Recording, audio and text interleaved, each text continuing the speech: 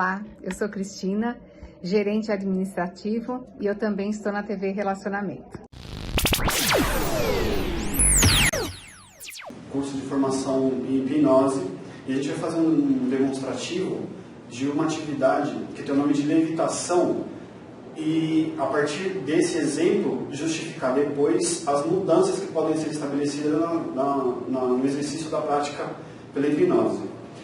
A base da psicoterapia por hipnose é literalmente usar de recursos físicos que nós vivemos durante a vida.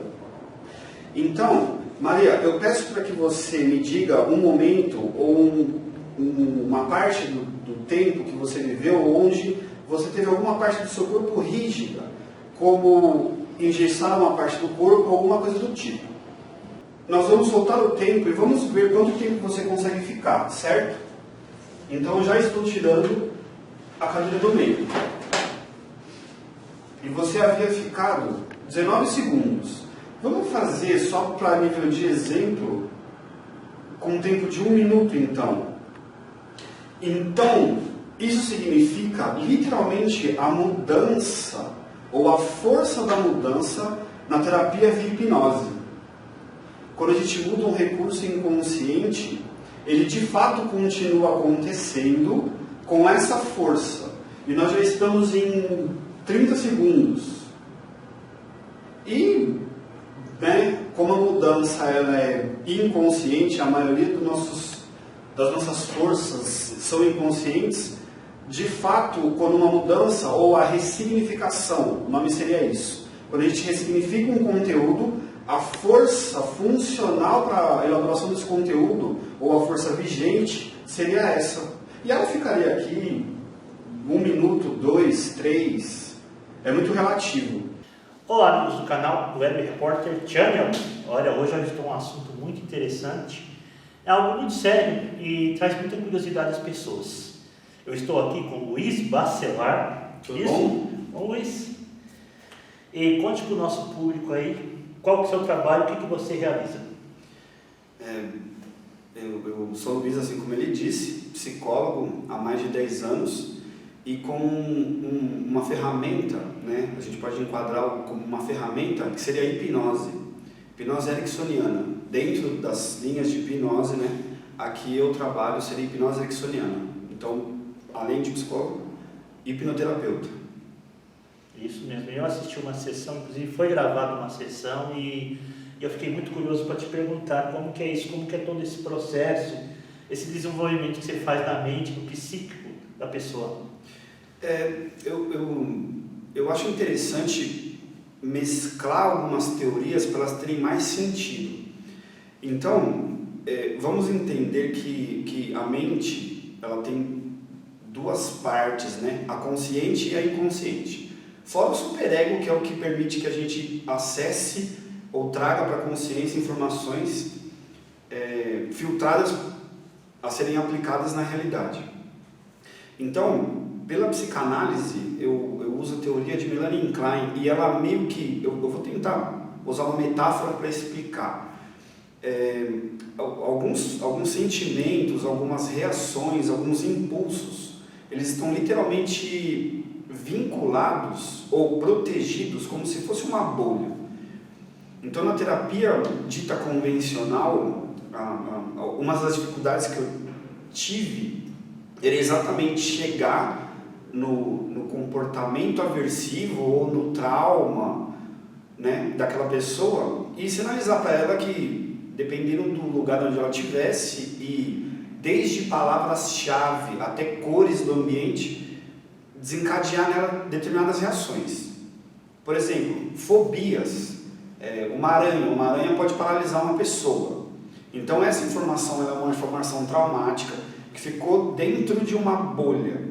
E isso a gente vem falando de Melanie Klein, ela aborda essa condição na posição depressiva e na posição esquizoparanoide. Isso daí é termo técnico em Melanie Klein.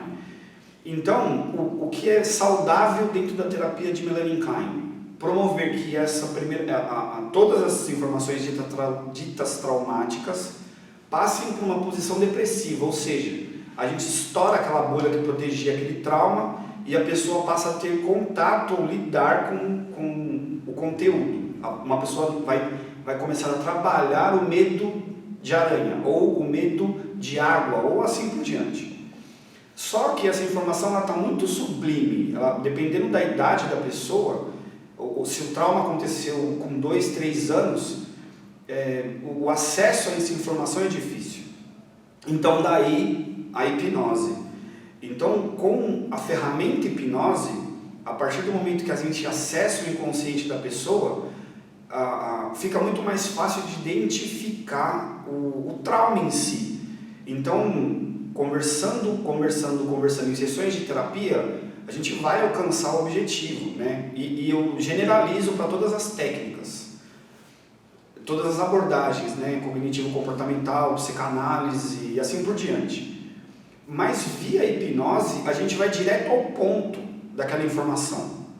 E o que seria trazer da posição esquizoparanoide para a posição depressiva em Melanie Klein seria a hipnose ressignificar aquele contexto. Então, a partir do momento que a gente consegue ir direto ao ponto, a gente muda ressignificando essa informação, e aí a qualidade de vida da pessoa vai se adequando com o conteúdo já atualizado, digamos assim. A gente consegue ir lá e estourar aquela bolha que protegia o denominado trauma, então. Você dá tipo assim uma sugestão para mim, seria mais ou menos isso? Uma sugestão, uma autodefesa, mais ou menos uma coisa assim? Vamos colocar, acho que a palavra educação cabe. A pessoa tem um nome X, certo? O nome da pessoa é X, X é igual a Joãozinho, Maria, etc. Só que vamos tentar usar o exemplo mesmo para justificar. Se você pudesse trocar o seu nome, como você se chamaria? Então pensa que você não teve a escolha em relação ao seu próprio nome. Você chama X porque escolheram esse nome para você. Então, digamos que quem escolheu o nome não sabia se você queria ou não ter aquele nome. Então, ressignificar significa você dar o seu próprio nome. Então, naquela situação, naquela experiência, você vai codificar, digamos assim, como a experiência deveria ser, do ponto de vista. Então, um exemplo, se uma pessoa tem o trauma de animais, independente de qual seja, isso aconteceu quando ela foi mordida por um cachorro com 4 anos de idade, mas a pessoa queria gostar de cachorro, só que aquela experiência, então o fato da experiência fez ela gerar um trauma. Ela não tinha o contexto mesmo, o acontecido ficou registrado já e passa a ser um comportamento, além de involuntário, impulsivo daí em diante. Em todas as vezes que eu estiver perto de um cachorro, eu vou ter uma reação física. Exatamente. Porque o nosso corpo ele é codificado, né? Muitas experiências elas estão codificadas no corpo. Então, ir até o ponto onde o trauma aconteceu, com a idade de 4 anos, onde a pessoa recebeu aquela mordida, dentro de uma sessão de hipnose, eu pergunto para a pessoa, eu falo, o que acontece onde você está? Aí ela me responde, eu estou com 4 anos e um cachorro está vindo na minha direção. Aí eu falo, o que acontece? Ele me morde. Então, quando o cachorro te morde, o que você sente? Ela fala, eu sinto raiva, medo e dor. Então, 3 sentimentos negativos. Ressignificar seria, então, pedir para que a pessoa codifique como ela gostaria que fosse. Então, partindo do mesmo exemplo, eu falo, e agora? Como essa informação está em você? Depois de, entre aspas, esvaziar esse registro físico no corpo. Então, a pessoa sentiu dor, medo e não lembro do outro que eu disse. Tudo bem. Como você gostaria que fosse? Eu gostaria que o cachorro viesse na minha direção e ao invés de ele me morder, eu começasse a passar a mão nele. E como você gostaria de se sentir a partir daí? Ela fala, eu me sinto agora alegre, sem medo e disposta ao animal cachorro. Aí a sugestão seria a seguinte, então deixe isso funcionando como você está vendo e volte à consciência.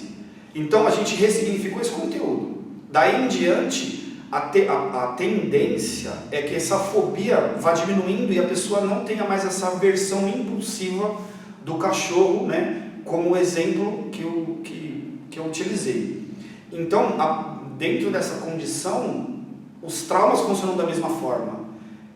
O trauma ele deixa registros afetivos, raiva, medo, aversão, tristeza e assim por diante. Então, o objetivo final da terapia por hipnose seria exatamente identificar os sentimentos negativos da experiência traumática e deixar ela funcionando como a pessoa gostaria que fosse. Ou seja, você se chama como você se chama, mas como você gostaria de se chamar? Aí a pessoa fala, em vez de me chamar X, eu gostaria de me chamar Y. Fala, então tudo bem, então de agora em diante, você se educou para se chamar Y. E a realidade daquela pessoa, então, vai ser dessa forma. Modificada, né? Em PNL, seria a transição de uma crença limitante para uma nova crença, né? Para o desenvolvimento. Eu estou curioso para te perguntar duas coisas, embora eu também não sei se você atua dentro dessa área, dentro do hipnotismo. Assim, eu já vi casos na televisão de pessoas assim que, hipnotizadas, elas comem uma cebola como se fosse uma maçã. Sim. Né? Você dá aquela autossugestão para a pessoa. Sim, sim. A pessoa vê a pessoa como você fala que é um artista e a pessoa vê o artista na frente. Sim. O que você acha desse tipo de hipnotismo assim?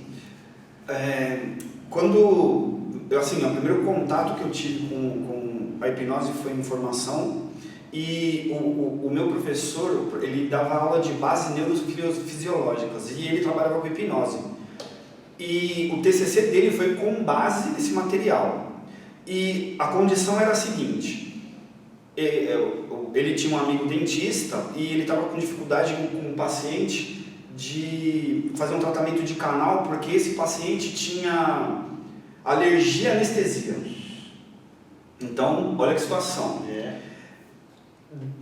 Dentro do contexto, né, para a gente condensar o exemplo, esse professor então faz com que a pessoa acesse o inconsciente dela e dê a seguinte sugestão: você não vai sentir nem dor e nem sangramento dentro do procedimento e vai ficar em transe o tempo necessário, e quando você voltar do procedimento, se passou 1 minuto na sua mente.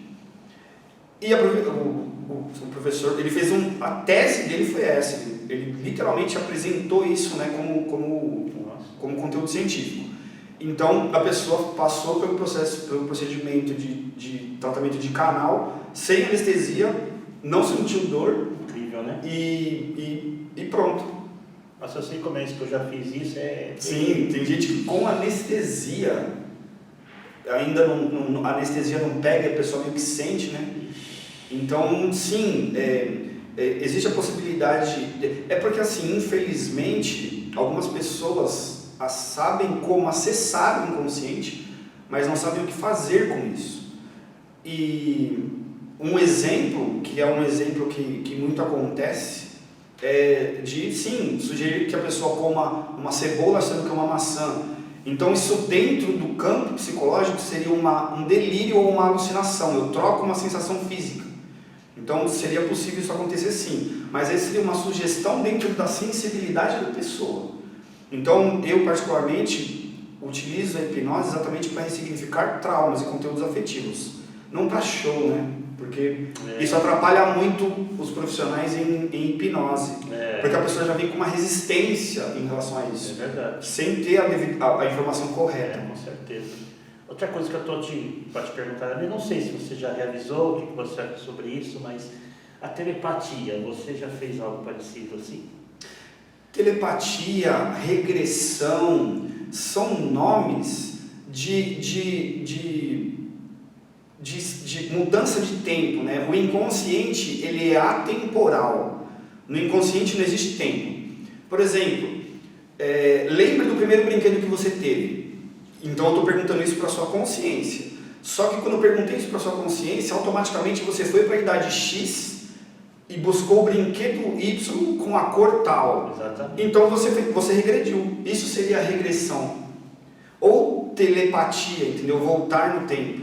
Agora, vidas passadas e coisas que vão entrando mais para esse campo, Eu, particularmente falando, entendo mais como uma parte mística, mais como um delírio ou uma alucinação induzida. Você estava na época de 1600 e não sei o que, eu acho que a pessoa vai explicar que ela está em um lugar nela mesma muito antigo, muito sublime, né? A ponto de acesso, eu acho que esse exemplo também cabe. Eu já consegui ressignificar traumas que aconteceram na vida intrauterina. A pessoa era só um feto. Naquela situação, a mãe estava recebendo agressão, né? E a criança estava sentindo tudo aquilo. Então, ela voltou em um estado de regressão intrauterino. Então, ela nem existia ainda. Então, a gente pode colocar... Ela existia, só que ainda como um feto. Então, isso está em uma vida passada, porque a nossa vida passa a existir depois da fecundação, mas, de fato, quando a gente nasce. Então, eu, particularmente, digo que vidas passadas, entre aspas, seria essa condição de intrauterino, que traz a experiência dos pais, etc., né? Tipo, querendo ou não, tudo que a mãe sente, o filho sente e assim por diante. Eu já vi pesquisas, né, que dizem que a gente não usa totalmente a nossa mente, você sabe, né? Sim, a capacidade é muito maior, seria Isso. 100%, a gente usa 10%, né?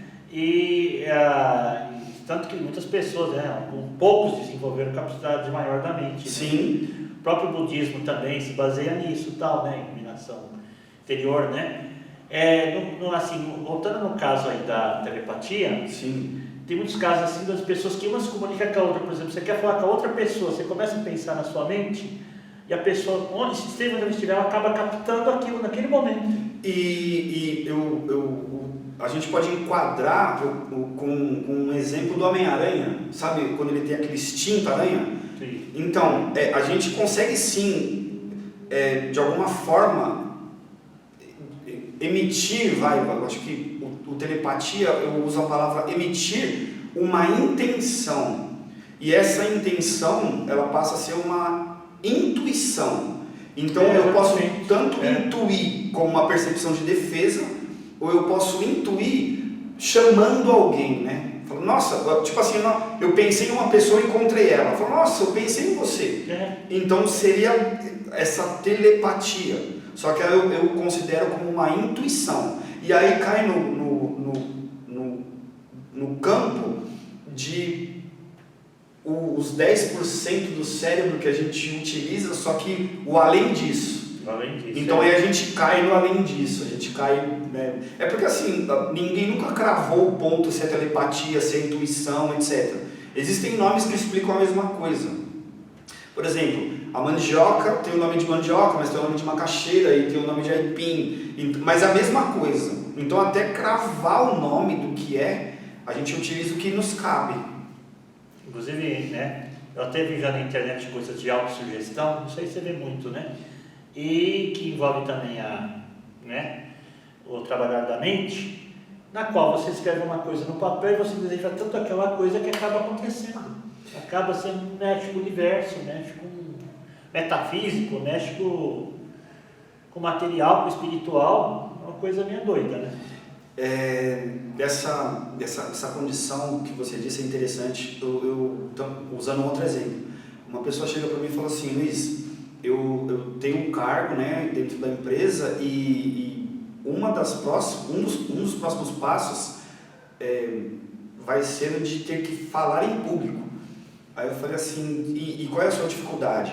Aí ela falou assim, eu não consigo falar nem para 3 pessoas, imagina falar em público. E aí a gente identificou que quando ela tinha a idade escolar, quando ela apresentava trabalhos para as pessoas no colégio, para as crianças, ela sofria bullying. Então ela não conseguia falar em público exatamente porque ela regredia, então, para aquele momento de estar falando em público.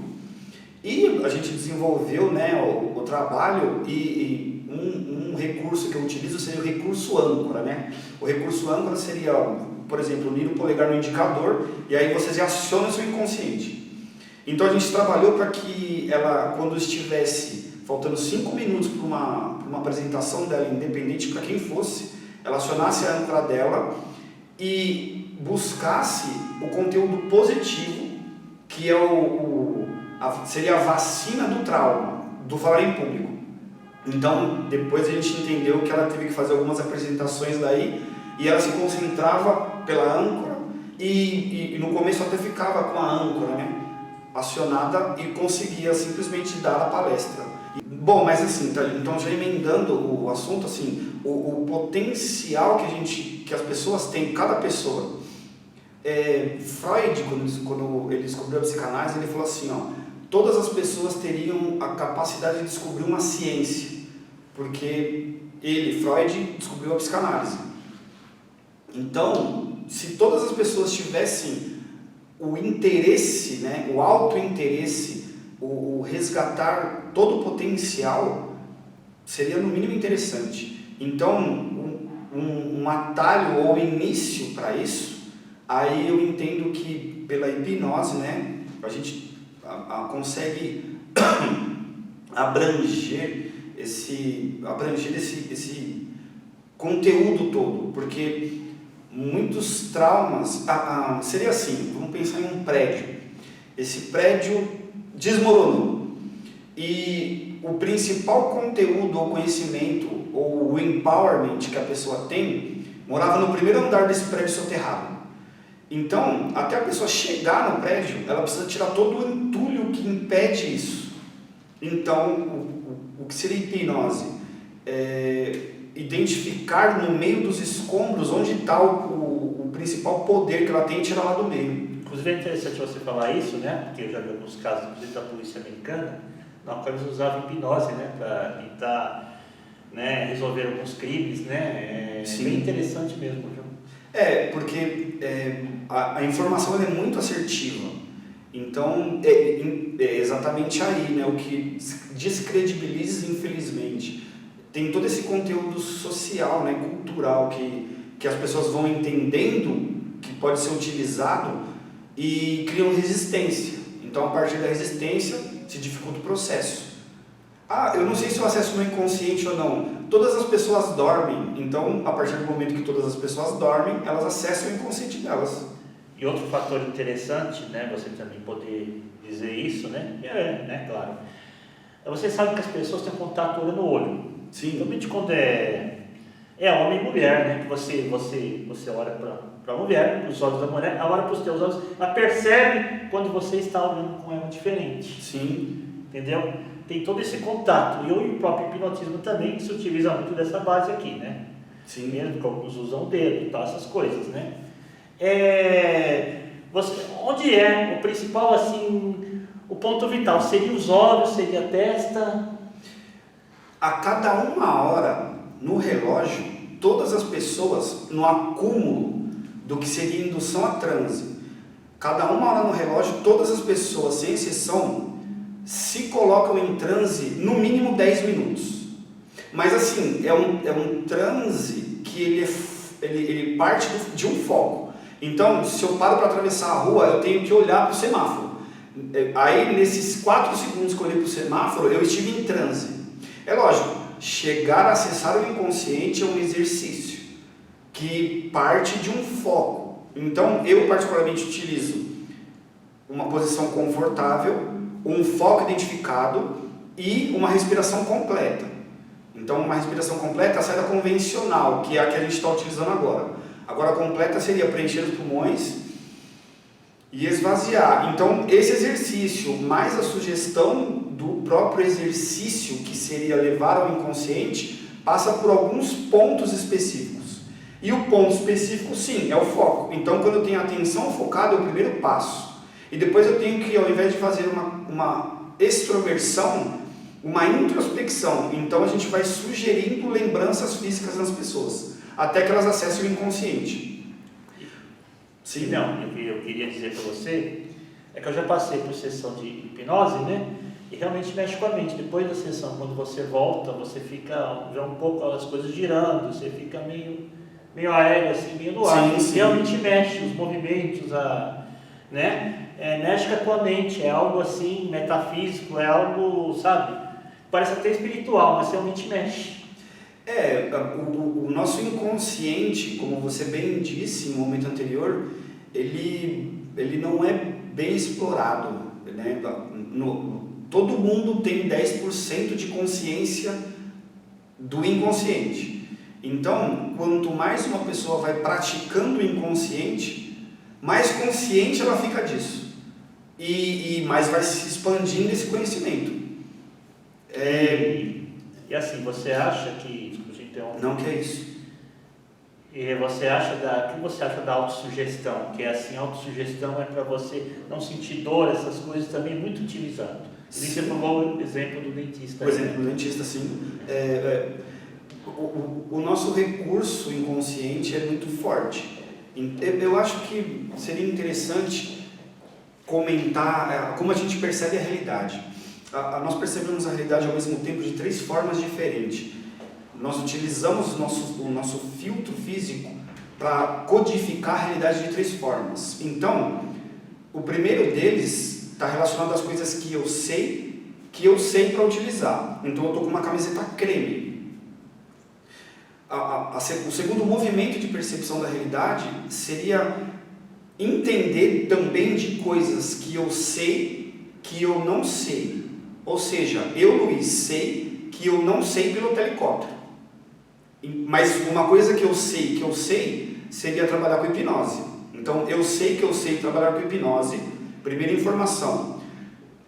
Segunda informação para filtrar a realidade. Coisas que eu sei que eu não sei. Então, eu sei que eu não sei pilotar helicóptero. Qual é o campo da hipnose? O campo da hipnose é trazer a consciência, então, coisas que eu não sei que eu não sei. Então, se eu não sei que eu não sei de uma coisa, eu não sei dela, certo? Certo. Então, eu preciso trazer do campo das coisas que eu não sei, que é a informação, que seria o acesso traumático. Por exemplo, a criança tem medo, o adulto tem medo de cachorro, só que ele não sabe de onde vem isso. E aí, via inconsciente, a gente entende que foi por uma experiência de uma mordida. Então, quando a gente traz essa informação para a consciência dele, agora ele sabe que não sabia disso. E ressignificar é dar uma nova forma, então, para essa informação, e ele entender que agora ele sabe lidar com o animal. Isso é interessante. É interessante também, se você analisar a vida, você sabe que tudo nasce da mente, né? Toda ideia você cria primeiro na mente, vai para o papel, depois cria-se materialmente tudo, né? Sim. É algo bem interessante, né? Santos Dumont que o diga. Antes do avião ser o avião, ele era só uma ideia. Luiz, muito obrigado. Eu que agradeço. Deixa teus contatos para o pessoal. O meu Instagram seria bacelar.psico. Meu WhatsApp 976071647. Nessas 2 formas, quem se sentir à vontade para ter mais informações disso, eu gosto de transmitir conhecimento. Então, né, se eu puder tirar algumas dúvidas que não foram esclarecidas aqui, fiquem à vontade. Obrigado mais uma vez. Isso, eu agradeço a oportunidade. Amigos do canal Web Repórter Channel, mais uma entrevista interessante, hein? É uma coisa para você analisar, para você pensar, entendeu? Então, um abraço a todos vocês.